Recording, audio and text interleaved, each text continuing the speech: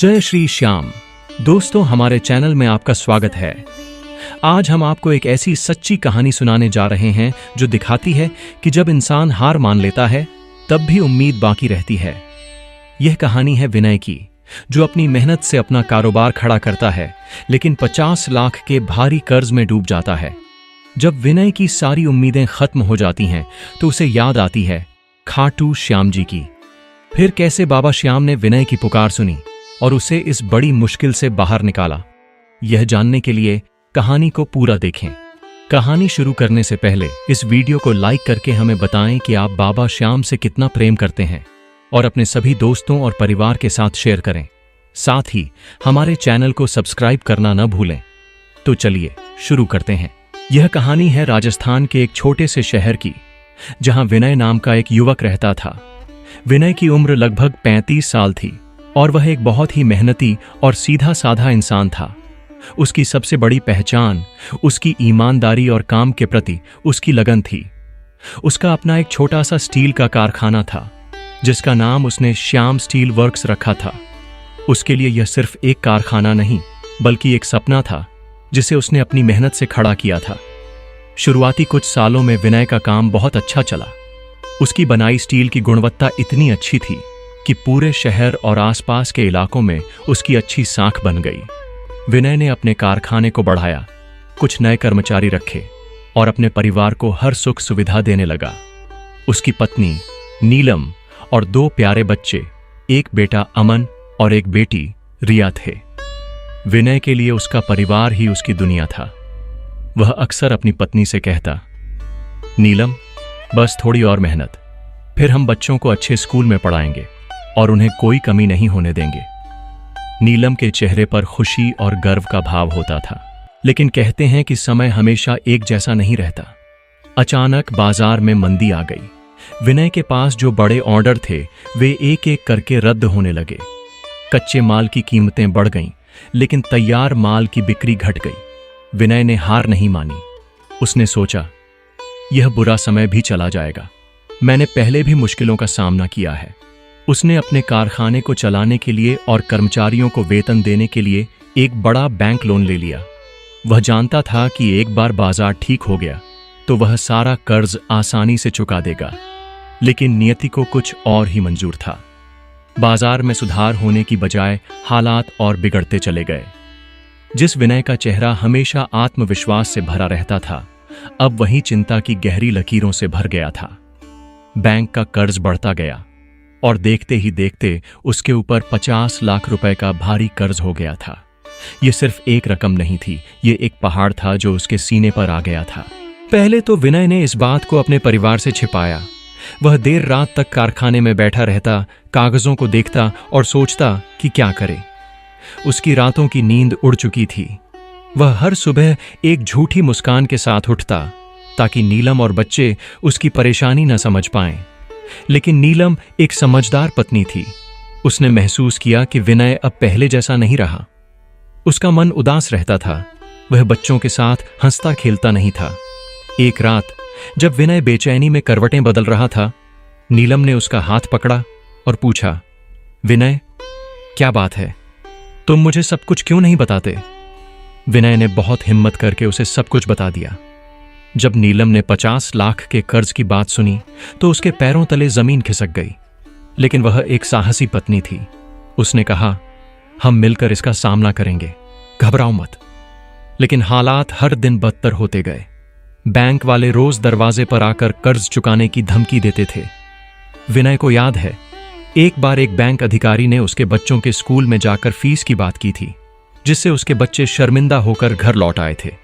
उस दिन विनय को अपने बच्चों की आंखों में डर और अपमान दोनों दिखे थे। विनय का कारखाना पूरी तरह से बंद हो गया था। जिस विनय की समाज में इतनी इज्जत थी, आज वही अपना सिर झुकाकर चलता था। उसके दोस्त भी अब उससे नजरें चुराने लगे थे। एक दिन जब एक बैंक अधिकारी ने उसके घर आकर उसे और उसके परिवार को सबके सामने अपमानित किया, तो विनय पूरी तरह से टूट गया। उसकी पत्नी नीलम उसे संभालने की कोशिश कर रही थी, लेकिन विनय का आत्मविश्वास पूरी तरह से टूट गया था। उसे लगा, अब कोई उम्मीद नहीं बची है। उसी रात वह अपने घर के पिछवाड़े में बैठा, उदास और निराश। उसकी आंखों से आंसू बह रहे थे। वह अपने परिवार की तरफ देखता रहा। उसकी पत्नी जो इतनी परेशान थी, उसके बच्चे जो इतना डर गए थे। उसे लगा कि वह एक हारा हुआ इंसान है जो अपने परिवार को एक अच्छा जीवन भी नहीं दे सकता। उसका शरीर और मन दोनों थक चुके थे। उसने सोचा, अब मैं क्या करूं? तभी उसे याद आया, उसकी मां हमेशा कहा करती थीं कि जब दुनिया के सारे दरवाजे बंद हो जाते हैं तब खाटू श्याम जी का दरबार खुला रहता है। उन्होंने कहा था, विनय वो हारे का सहारा है। विनय ने आसमान की तरफ देखा। उसकी आंखों में आंसू थे और होंठों पर सिर्फ एक ही नाम था, बाबा श्याम। उस एक पल में उसकी निराशा की जगह एक हल्की सी उम्मीद ने ले ली। उसने मन में ठान लिया कि अब उसे सिर्फ एक ही रास्ता दिख रहा है, उसे अपने बाबा के पास जाना होगा। उसकी आखिरी उम्मीद वहीं थे। विनय ने उस रात फैसला कर लिया था। उसकी आंखों में आंसू थे, लेकिन अब वे निराशा के नहीं बल्कि एक नई उम्मीद के थे। अगले दिन सुबह जब नीलम उसके लिए चाय लेकर आई तो विनय ने कहा, नीलम, मुझे खाटू धाम जाना है। नीलम को पता था कि विनय किस मानसिक स्थिति से गुजर रहा था। उसने एक पल के लिए भी विरोध नहीं किया, बस कहा, जाओ, मुझे बाबा पर पूरा भरोसा है। नीलम के इन शब्दों ने विनय को एक नई ताकत दी। उसके पास यात्रा के लिए पैसे नहीं थे, लेकिन एक दोस्त ने बिना कुछ पूछे उसे कुछ रुपए दिए, बस इतना कि वह जा सके और वापस आ सके। विनय ने अपनी पत्नी और बच्चों को गले लगाया। उसकी आंखों में आंसू थे, लेकिन उसने उन्हें छिपा लिया। उसने अपनी पत्नी से कहा, तुम चिंता मत करना, मैं जल्द ही वापस आ जाऊंगा। और फिर वह चल पड़ा। जिस विनय ने कभी अपनी कार से यात्रा की थी, आज वह भीड़ भाड़ वाली बस में खड़ा था, अपने मन में चल रहे तूफान से जूझ रहा था। उसके दिमाग में बार बार यही सवाल आ रहा था, क्या बाबा मेरी सुनेंगे? क्या मुझ जैसे एक आम इंसान की पुकार उन तक पहुंचेगी? रास्ते में उसकी आंखों के सामने उसकी जिंदगी की तस्वीर चल रही थी। उसका खुशहाल परिवार, उसका फलता फूलता कारोबार, और फिर सब कुछ कैसे खत्म हो गया। वह अपने बच्चों के डरे हुए चेहरे याद करता, अपनी पत्नी की उदास आंखें और अपनी मां के चेहरे पर छाई निराशा को याद करता। इन सब यादों ने उसकी हिम्मत को और भी बढ़ा दिया। उसे लगा कि वह सिर्फ अपने लिए नहीं बल्कि अपने पूरे परिवार के लिए जा रहा था। जब वह खाटू धाम के पास पहुंचा तो दूर से ही उसे बाबा श्याम का पवित्र निशान दिखाई दिया। उस निशान को देखते ही विनय का मन एक अजीब सी शांति से भर गया। उसे लगा जैसे बाबा ने उसे बुला लिया हो, जैसे उसकी पुकार सुन ली गई हो। वह सीधे मंदिर की तरफ चल पड़ा। मंदिर पहुंचकर विनय हजारों श्रद्धालुओं की भीड़ देखकर हैरान रह गया। चारों तरफ जय श्री श्याम के जयकारे गूंज रहे थे। भजनों की धुन इतनी मधुर थी कि विनय को लगा जैसे वह किसी और ही दुनिया में आ गया हो। लोग अपनी अपनी समस्याओं को लेकर आए थे, लेकिन उनके चेहरों पर एक अजीब सी शांति और विश्वास था। विनय भी घंटों लाइन में लगा रहा। उसका मन अब पूरी तरह शांत हो चुका था। वह बस बाबा के दरबार तक पहुंचना चाहता था। जब वह अंततः बाबा के दरबार के सामने पहुंचा तो उसके पास कहने के लिए कोई शब्द नहीं थे।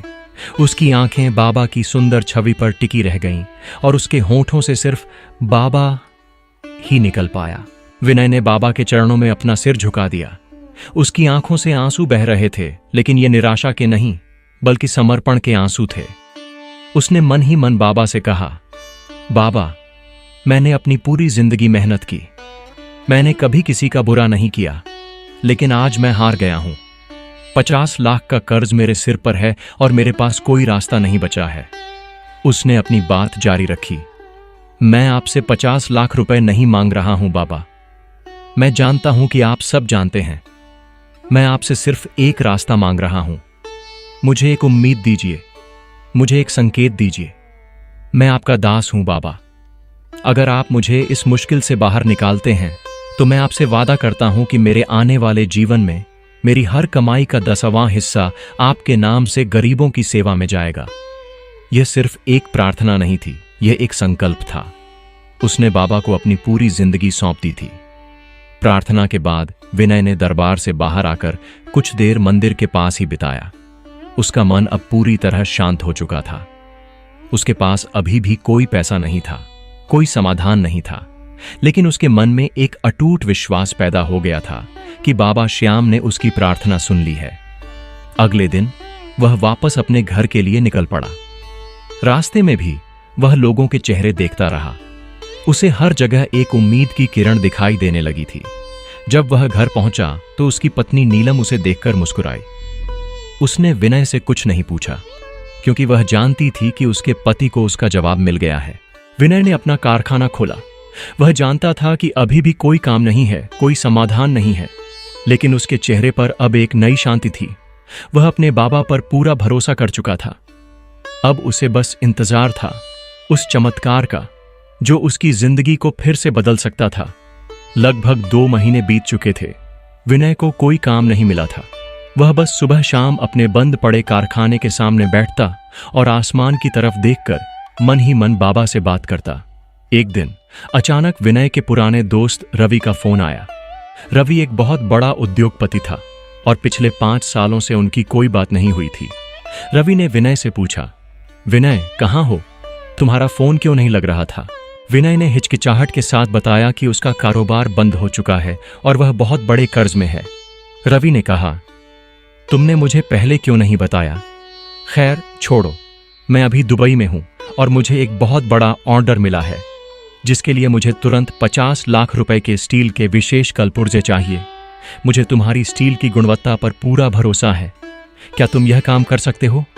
मैं तुम्हें इस काम के लिए 50 लाख रुपए एडवांस देने को तैयार हूं। विनय ने यह सुना तो उसके पैरों तले जमीन खिसक गई। 50 लाख रुपए का कर्ज और 50 लाख रुपए का काम, वो भी एडवांस में। यह क्या था? यह सिर्फ एक संयोग नहीं था, यह बाबा का चमत्कार था। जिस विनय को पिछले कई महीनों से कोई काम नहीं मिल रहा था, आज उसे 50 लाख रुपए का काम मिल गया था, वो भी विदेश से। विनय की आंखों में आंसू आ गए।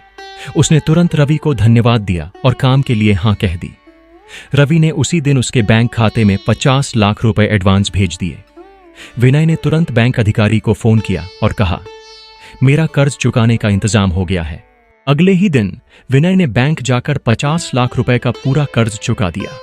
जिस बैंक अधिकारी ने उसे और उसके परिवार को अपमानित किया था, वह विनय के आत्मविश्वास को देखकर हैरान था।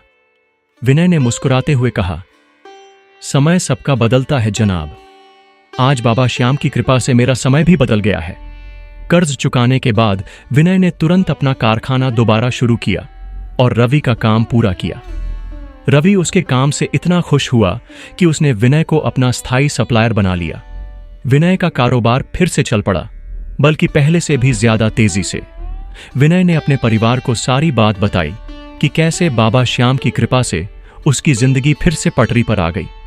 नीलम ने कहा, मुझे पता था कि बाबा हमें कभी अकेला नहीं छोड़ेंगे। अब समय था अपने संकल्प को पूरा करने का। विनय ने अपनी कमाई का 10वां हिस्सा निकालकर गरीबों की सेवा में लगाया। वह हर महीने गांव के सबसे गरीब लोगों के लिए भोजन की व्यवस्था करता। विनय और उसका परिवार अब सिर्फ अपने लिए नहीं, बल्कि दूसरों के लिए भी जी रहे थे। 1 साल बाद विनय अपने पूरे परिवार के साथ खाटू धाम गया। इस बार वह खाली हाथ नहीं था। उसके पास बाबा के लिए भेंट थी, लेकिन उससे भी बढ़कर उसके पास बाबा के चरणों में रखने के लिए अपनी कृतज्ञता थी। विनय ने बाबा के दरबार में खड़े होकर अपनी पूरी कहानी बताई। उसकी आंखों में खुशी के आंसू थे। उसने कहा, बाबा, मैंने आपसे 50 लाख नहीं मांगे थे।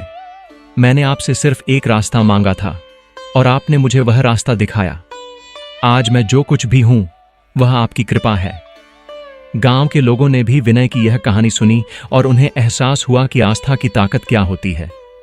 जिस विनय ने एक समय समाज के तानों से हार मान ली थी, आज वही विनय दूसरों को उम्मीद और हिम्मत दे रहा था।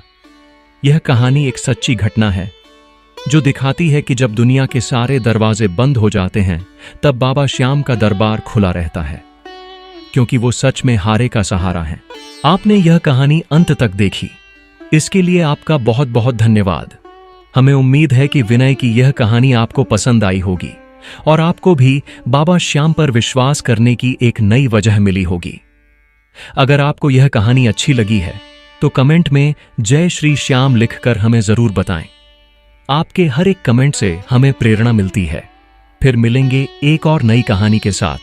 तब तक के लिए अपना और अपने परिवार का ध्यान रखें। जय श्री श्याम।